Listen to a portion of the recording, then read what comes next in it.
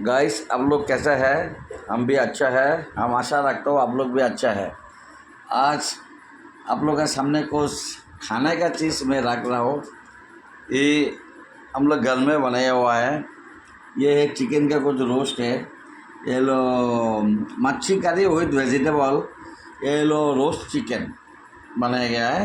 And इमली दाल, करेला fry and भिंडी एंड पटल। अभी हम लोग खाने जा रहा हूँ बस। आप लोग भी खाइएगा, एंजॉय कीजिएगा।